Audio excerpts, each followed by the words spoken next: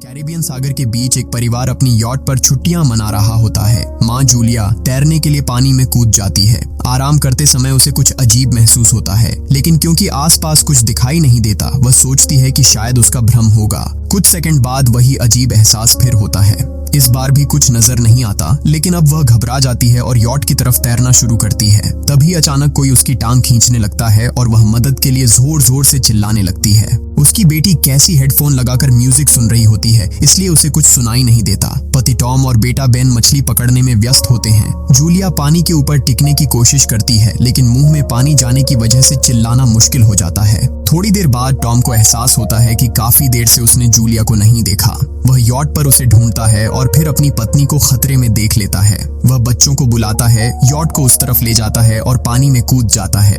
जल्दी से जूलिया तक पहुंचकर उसे संभालता है और यॉट की ओर तैरता है। बच्चे दोनों को ऊपर खींच लेते हैं। परिवार जूलिया को संभालता है, लेकिन जूलिया खुद को समझाती है कि शायद लहरों की वजह से ऐसा हुआ होगा। रात को सब मिलकर बेन का जन्मदिन मनाते हैं। कैसी को उसके बॉयफ्रेंड का कॉल आता है, तो वह लैपटॉप लेकर बाहर चली जाती है। वीडियो कॉल में उसका बॉयफ्रेंड दिखाता है कि शहर के ऊपर बड़े बड़े काले बादल छा गए हैं। कॉल ग्लिच होकर फ्रीज हो जाती है। कैसी यह बात परिवार को बताने आती है, लेकिन टॉम कहता है कि शायद जमीन से दूर होने की वजह से सिग्नल कमजोर है। तभी सबको एक आवाज सुनाई देती है। वे सब बाहर जाते हैं और देखते हैं कि व्हेल मछलियों का एक समूह गुजर रहा है। टॉम समझाता है कि व्हेल मछलियां हमेशा पृथ्वी के मैग्नेटिक फील्ड को फॉलो करती हैं, लेकिन जब तूफान आता है तो वे कंफ्यूज हो जाती हैं। अचानक यॉट जोर से हिलती है और बेन गिर जाता है। टॉम को चिंता होती है कि कहीं यॉट को नुकसान तो नहीं पहुंचा, इसलिए वह डाइव करके नीचे चेक करने चला जाता है। कुछ देर बाद वह सतह पर वापस आता है, लेकिन उसके कंधे पर एक बड़ा घाव होता है। जूलिया तुरंत उसका जख्म सीती है। टॉम बताता है कि पानी के अंदर उसे ऐसा लगा जैसे उसके पीछे कोई बहुत बड़ा जीव था, लेकिन जब उसने मुड़कर देखा तो प्रोपेलर से कट लग गया। वह कहता है कि जो भी चीज थी बहुत बड़ी थी। टॉम को यॉट पर काफी नुकसान दिखाई देता है, इसलिए उन्हें मदद बुलानी पड़ती है। जूलिया बार बार रेडियो पर कोशिश करती है। कैसी फोन पर सिग्नल ढूंढती है, लेकिन कुछ भी काम नहीं करता। तभी कैसी को एक अजीब सा जीव दिखाई देता है और वह चिल्ला उठती है, लेकिन वह तो बस बेन होता है जो मास्क पहनकर मजाक कर रहा होता है। कुछ देर बाद यॉट पूरी तरह बंद हो जाती है और समुद्र के बीच में फंस जाती है। जूलिया रेडियो में एक आवाज सुनती है, लेकिन आवाज इतनी खराब होती है कि उसे कुछ समझ नहीं आता। टॉम परिवार को बताता है कि उनके पास सिर्फ 4 दिन का खाना पानी बचा है और अब उन्हें किसी मछली पकड़ने वाली नाव का इंतजार करना होगा। अचानक रडार पर कुछ डिटेक्ट होता है और परिवार को एक अजीब सी आवाज सुनाई देती है। सब दौड़कर बाहर आते हैं और हैरानी से देखते हैं कि कई सारे उल्कापिंड जमीन पर गिर रहे हैं। जहां जहां उल्कापिंड गिरते हैं वहां बड़े धमाके होते हैं। एक उल्कापिंड पानी में उनके पास गिरता है तो टॉम तुरंत यॉट को चलाने की कोशिश करता है। इंजन मुश्किल से चलता है, लेकिन तभी एक और उल्कापिंड उस इलाके को हिट करता है। परिवार डर के मारे एक दूसरे को कसकर पकड़ लेता है। तभी टॉम को समझ आता है कि जो आग के गोले गिर रहे हैं वे उल्कापिंड नहीं बल्कि सैटेलाइट्स हैं। उसी वक्त बेन देखता है कि यॉट से धुआं निकल रहा है। टॉम चेक करता है और कंफर्म होता है कि इंजन खराब हो गया है। हवा तेज होने लगती है तो फैमिली यॉट के अंदर छुप जाती है, बिना ये नोटिस किए कि कंपास बहुत तेजी से घूम रहा है। यॉट जोर जोर से हिलने लगती है। बेन फिर से गिर जाता है और इस बार उसे चोट भी लग जाती है। लहरें तेजी से यॉट से टकरा रही होती हैं। टॉम स्ट्रगल करके बाहर जाता है और लाइफ जैकेट्स लेकर आता है। तभी पावर चली जाती है। टॉम तुरंत पावर बॉक्स का बटन प्रेस करता है और लाइट वापस आ जाती है। उस वक्त बेन नोटिस करता है कि जूलिया की नाक से खून बह रहा है। जूलिया को चक्कर आने लगते हैं, जबकि कैसी सिंक पर जाकर उल्टी कर देती है। टॉम रेडियो ट्राई करता रहता है पर सिग्नल नहीं मिलता। अचानक एक तेज हाई पिच्ड नॉइज आती है और हवा और भी स्ट्रॉन्ग हो जाती है। जूलिया दरवाजे बंद करने की कोशिश करती है, पर एक हैच खुल जाता है और हवा खिड़कियां तोड़ने लगती है। टॉम एक फ्लेयर जलाता है और थोड़ी देर बाद अंधेरा छा जाता है। अगली सुबह फैमिली शॉक में उठती है कि वो स्टॉर्म से बच गए हैं, लेकिन यॉट आधी तबाह हो गई होती है। जब वो बाहर आते हैं तो देखते हैं कि समुद्र का पानी गायब हो गया है और यॉट अब जमीन पर अटकी है। सब ये देखकर शॉक में आ जाते हैं। कैसी सिग्नल चेक करती है पर नेटवर्क बिल्कुल डाउन होता है। बेन 2 मरे हुए केकड़ों से खेलने लगता है। टॉम कंपास चेक करता है और देखता है कि वो उल्टा हो गया है। ये आखिरी बार 7 लाख साल पहले हुआ था। कैसी को लगता है कि उसका बॉयफ्रेंड मर गया होगा और वो टूट जाती है। जब जूलिया उसे समझाने आती है तो कैसी उसे दूर कर देती है और छुपने चली जाती है। जूलिया और टॉम बची हुई सप्लाईज देखते हैं। बेन अपने बर्थडे बलून्स एक पत्थर से बांध देता है ताकि शायद कोई बचा हुआ सर्वाइवर देख ले। टॉम फिर रेडियो ट्राई करता है और इस बार एक आदमी से कनेक्शन हो जाता है। उसका नाम नाव होता है और वो एक सबमरीन का कैप्टन होता है। उसकी सबमरीन भी लैंड पर अटक गई है। वो कंफर्म करता है कि मैग्नेटिक पोल्स रिवर्स हो गए हैं, इसलिए ओशन पीछे हट गया है और जमीन डूब गई है। वो कहता है कि उसने अभी तक और सर्वाइवर्स नहीं देखे और कम्युनिकेशन सिस्टम्स बिल्कुल डाउन हो गए हैं।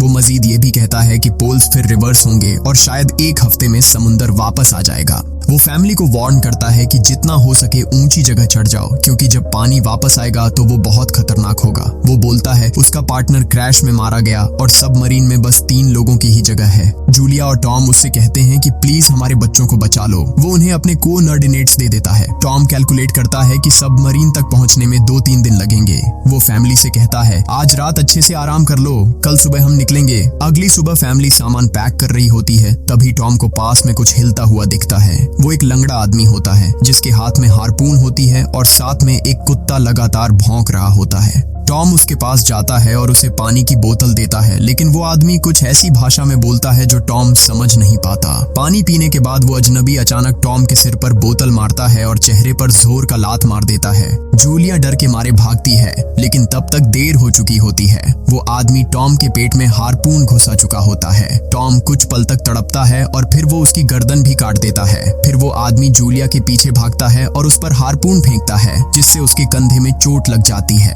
जूलिया दर्द सहते हुए यॉट के अंदर भागती है और बच्चों को बोलती है कि छुप जाओ। वो दरवाजा लॉक कर देती है। कैसी और बेन सोफे के अंदर घुस जाते हैं। जूलिया उन्हें फ्लेयर गन पकड़ाती है और खुद एक चाकू लेकर बाथरूम में छुप जाती है।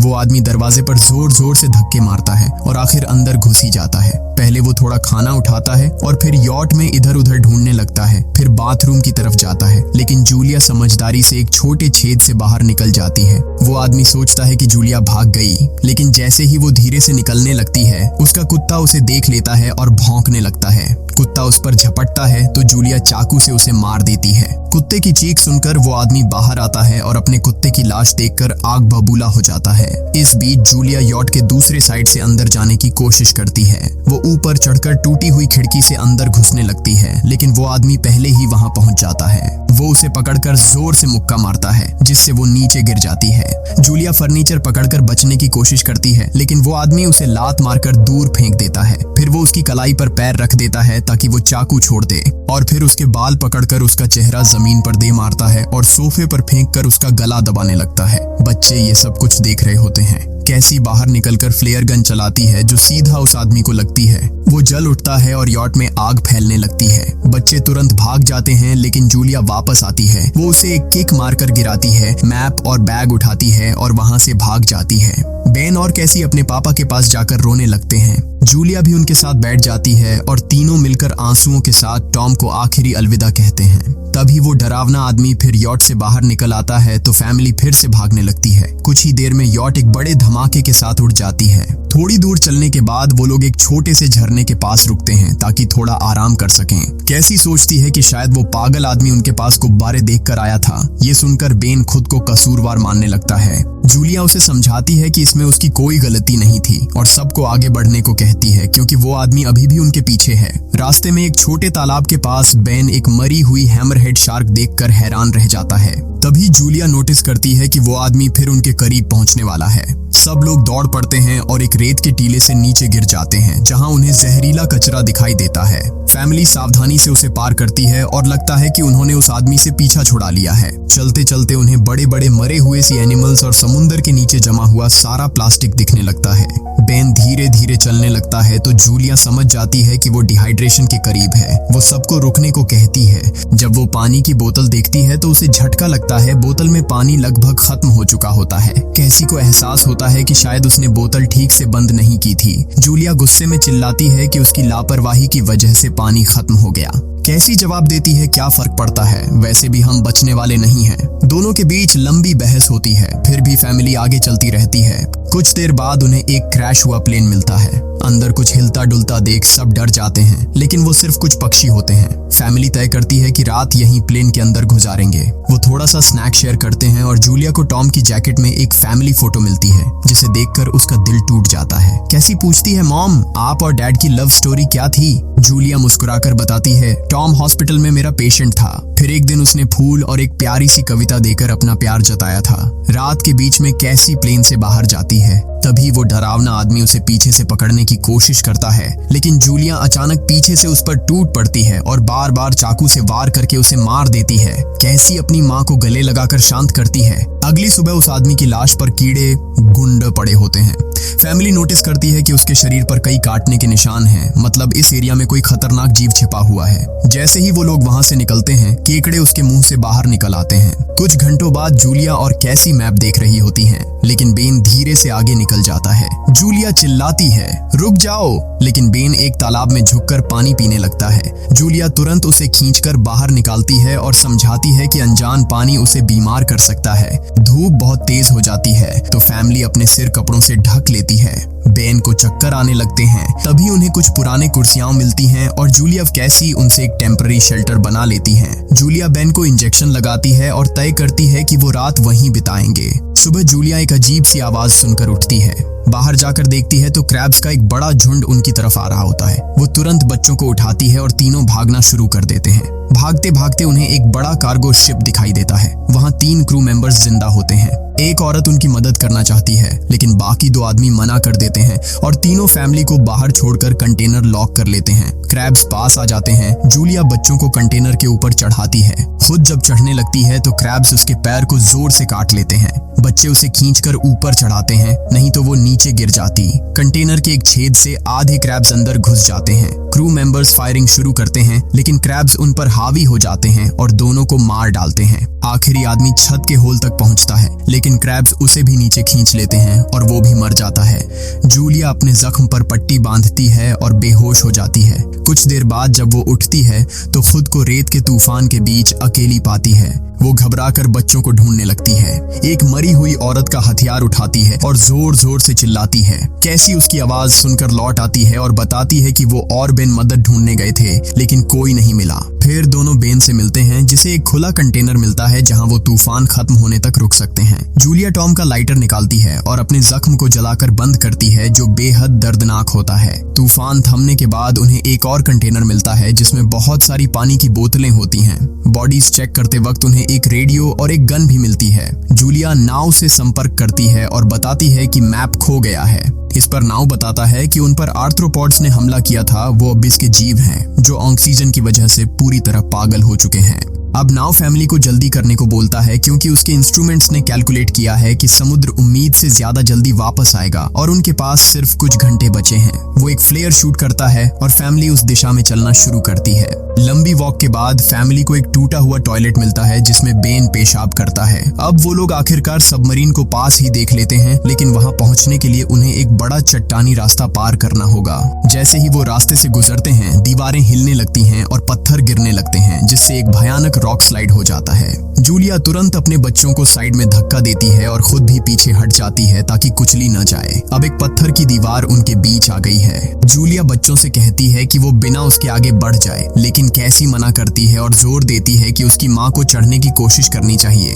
बहुत बहस होती है और चिल्लाने के बाद जूलिया वादा करती है कि वो बाद में अपने बच्चों को ढूंढ लेगी। मजबूर होकर कैसी अपने भाई को खींचकर आगे ले जाती है। बच्चे चट्टानी रास्ता चढ़कर सबमरीन की तरफ भागते हैं, लेकिन वहां पहुंचकर देखते हैं कि नाव बाहर खून में लथपथ पड़ा है। वो समझाता है कि उसके लिए सब खत्म हो गया है और अब बच्चे सबमरीन ले सकते हैं। ये सोचकर कि एक एक्स्ट्रा जगह होगी, कैसी वापस अपनी माँ को ढूंढने भागती है। तभी जूलिया केकड़ों को आता देखती है और वो फायरिंग शुरू कर देती है। कुछ केकड़ों को वो मार देती है, लेकिन झुंड बहुत बड़ा होता है और सबसे लड़ना मुश्किल हो जाता है। उसी वक्त कैसी दीवार के ऊपर दिखाई देती है और हाथ आगे बढ़ाती है तो जूलिया अपने घायल पैर के बावजूद तेजी से चढ़ना शुरू करती है। कैसी की मदद से वो दूसरी तरफ पहुंच जाती है और दोनों साथ में सबमरीन की तरफ भागते हैं। बेन पहले से ही ऊपर खड़ा होता है और फायर खोल देता है ताकि केकड़े डिस्टर्ब रहे जब तक फैमिली ऊपर चढ़ जाए। केकड़े नाव के शरीर तक पहुंचते ही तुरंत उसे खाने लग जाते हैं। जूलिया गन उठाती है और फायरिंग जारी रखती है जब तक बच्चे अंदर चले जाएं।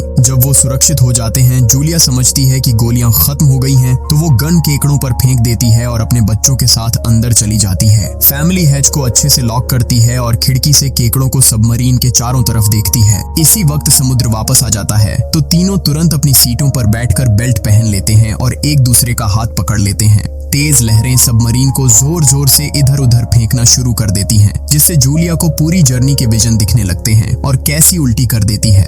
जल्दी ही वो हाई पिच आवाज वापस आती है और फैमिली बेहोश हो जाती है। कुछ देर बाद जूलिया और बच्चे होश में आते हैं और खुद को जिंदा देखकर खुश होते हैं। वो हैच अनलॉक करके बाहर निकलते हैं और देखते हैं कि लहरों ने सबमरीन को एक तबाह शहर में गिरा दिया है। यानी अब जिंदा रहने और नया जीवन शुरू करने की उम्मीद है। और यहीं पर फिल्म खत्म होती है। चैनल को सब्सक्राइब करना न भूलें और बेल आइकन जरूर दबाएं ताकि आपको ऐसे ही मजेदार वीडियो मिलते रहे।